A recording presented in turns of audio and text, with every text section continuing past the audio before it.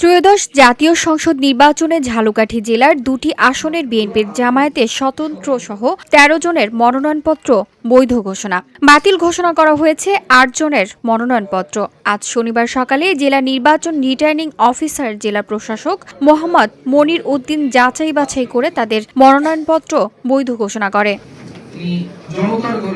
ঝালকাঠি ১ আসনে বিএনপির প্রার্থী মোহাম্মদ রফিকুল ইসলাম জানান, এনসিপির মাহমুদা মিতু সহ ৮ জনের মনোনয়ন বৈধ ঘোষণা। Labour Party chairman Mostafizur Rahman সহ ৫ জনের মনোনয়ন বাতিল হয়েছে।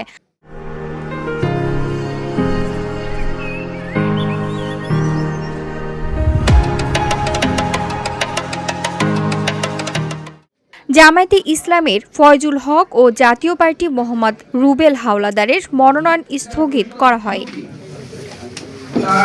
ঝালকাঠি ২ আসনের বিএনপির প্রার্থী ইসরাত সুলতানা ইলেন ভুট্টো ও জামায়াতের শেখ নিয়ামুল করিম, ইসলামী আন্দোলন বাংলাদেশ প্রার্থী আলহাজ ডক্টর সিরাজুল ইসলাম সিরাজি সহ ৫ জনের মনোনয়ন বৈধ ঘোষণা করেন। জাতীয় পার্টি এম এ কুদ্দুস খান সহ ৩ জনের মনোনয়ন বাতিল।